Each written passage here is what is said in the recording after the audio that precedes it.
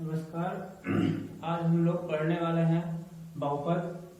तो बहुपद के यहाँ पे सबसे पहले इसकी डेफिनेशन देख लेते हैं। बहुपद होता क्या है? तो जैसा कि हम लोग व्यंजक जानते हैं, जैसे हमारे पास व्यंजक कुछ इस तरह से है। तो इस व्यंजक में ये आपका चर है और ये चर है। तो इसमें जो चर का घात होता है उसे देखना होता है। चर का घात ये धन पूर्णांक होना चाहिए। ये जो इसका पावर होता है ये धन पूर्णांक होना चाहिए। जैसे यहाँ पर हम लोग एक चर मान सकते हैं, यहाँ पे 0 हो सकता है। तो कहने का मतलब ऐसा व्यंजक जिसमें चर का पावर धन हो और पूर्णांक हो उसे हम लोग बहुपद कहेंगे। कब कब बहुपद नहीं होगा? जैसे कि अगर कोई चर है उसका पावर ऋणात्मक है तब ये बहुपद नहीं होगा। अगर भिन्नात्मक में चर है जैसे कि 1/x या 1/x + 1, तो यहाँ पे हम लोग देख रहे हैं कि भिन्न में चर है तब भी ये बहुपद नहीं होगा। और एक कंडीशन होती है कि उसका पावर जो है वो भिन्नात्मक हो, जैसे x की पावर √2 √x। तो ये सभी इन 3 कंडीशनों में ये बहुपद नहीं होता है। और ये इसको ध्यान देंगे, जब उस चर का पावर या चर का घात धन और पूर्णांक होता है तभी यहाँ बहुपद होता है।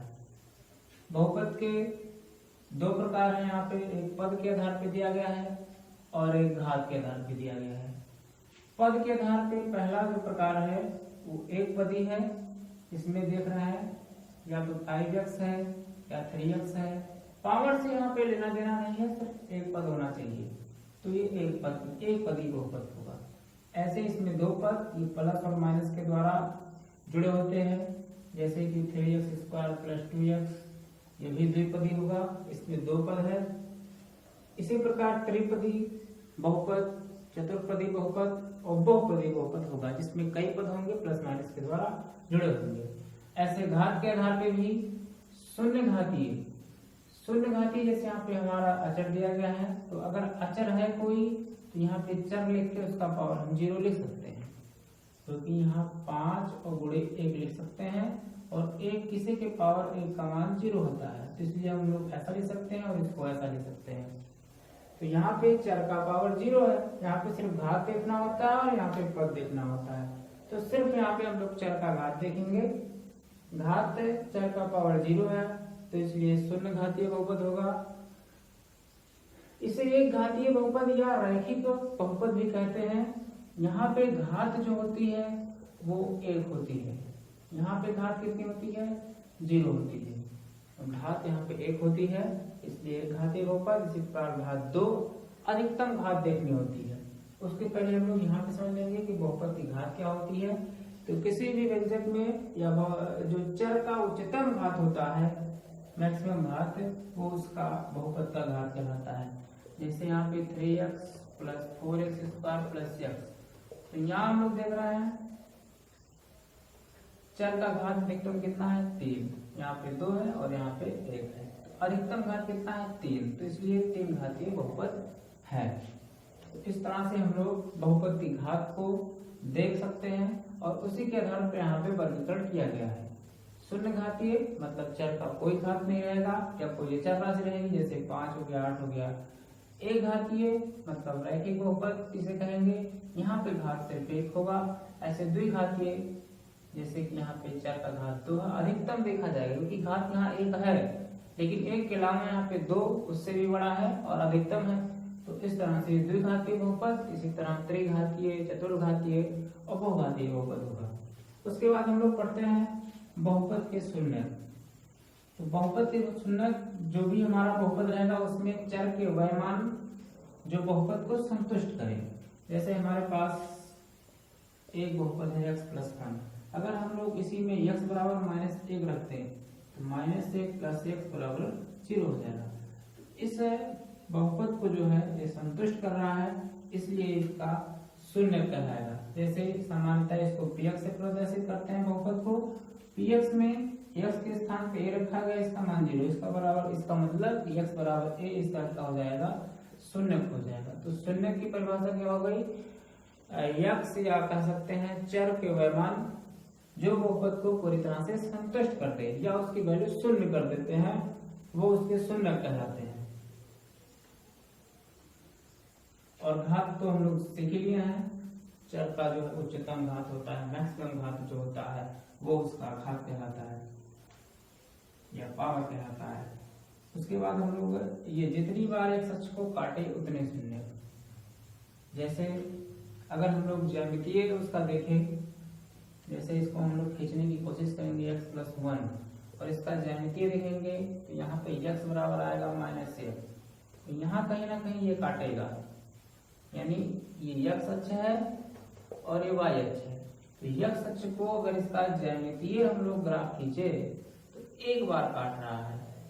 तो कोई कर्व या कोई वक्र x अक्ष को अगर ये आपका बहुपद x के टर्म में है या x के पद में है, तो जितनी बार x अक्ष को काटेगा उतने शून्य होंगे। जैसे एक बार काटा तो एक शून्य। ऐसे अगर ये यहाँ पे एक बार काट रहा है, दो बार काट रहा है, तीन बार, तो इस वक्र का अगर पूछा जाएगा शून्य कितने होंगे, 3 शून्य हो जाएंगे। तो कहने का मतलब कोई वक्र जितनी बार एक अक्ष को काट रहा है, सामान्यतः जो है वो बहुपद जो है आपका यक्स के टर्म में ही दिया होगा, तो यहाँ पे यक्स अक्ष को ही मानकर हम लोग चलेंगे। तो यक्स अक्ष को जितनी बार काटेगा वही उसका शून्य होगा, जितनी बार उसको काटेगा। जैसे कि अगर इसको हम देखें तो इस तरह से 2 बार काट रहा है, एक बार यहाँ और एक बार यहाँ। तो इस वक्र का अगर पूछा जाए कि बहुपद कितना, इस बहुपद के शून्य कितने होंगे, तो सिर्फ 2 शून्य होंगे। और इस तरह से अगर हम यहाँ पे एक वक्र लें तो देखा जाए x अक्ष को सिर्फ एक बार काट रहा है, तो x अक्ष को एक बार काटने की वजह से इसके शून्य कितने हो जाएंगे, 1 हो जाएंगे।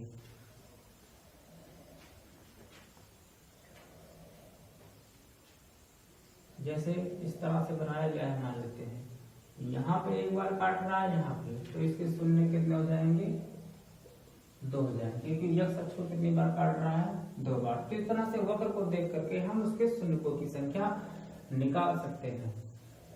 अगर कुछ इस तरह से काट रहा है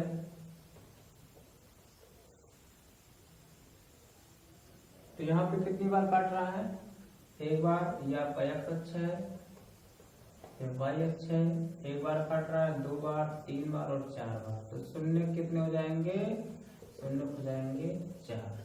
तो इस तरह से हम लोग ग्राफ को देख करके शून्य को पता कर सकते हैं। एक बार विभाजन कर लेते हैं, बहुपद मतलब चर का घात धन और पूर्णांक हो, धन और पूर्णांक केस में ही ये बहुपद कहलाता है।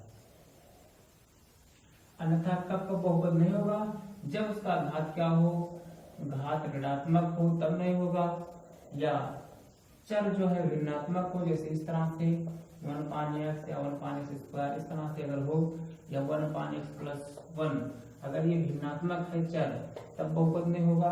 और अगर चर के पावर में जैसे 1/2, x की पावर 3/2, x की पावर 5/2, इस तरह से कोई भिन्न वाली संख्या होती है, तब भी बहुपद ये नहीं होता है। और उसका घात क्या होता है, जो चर का अधिकतम जो घात होता है, जैसे हमारे पास 3x² + 4x + 1, तो यहाँ पे x का घात 1 है, यहाँ पे 0, यहाँ 2, तो इसका घात कितना हो जाएगा, 2। अधिकतम देखना होता है 1 से बड़ा 2 है, अधिकतम इसमें देखा जाए चर का घात 2 है, इसलिए इसका घात 2 होगा। और शून्य जो इसको संतुष्ट करता है, इसका वह मान रखा जाए इसकी वैल्यू क्या हो जाए, 0 हो जाए। जैसे कि 2x+1 बराबर, ये इसका अगर पूछा जाएगा शून्य क्या होगा, तो 2x+1 बराबर 0, 2x बराबर -1 और x बराबर -1/2, यानी ये इसका शून्य होगा। और वैसे अगर हमको ग्राफ देख करके देखना, तो जितनी बार वो x अक्ष को काटेगा वो उसका शून्य कहलाएगा।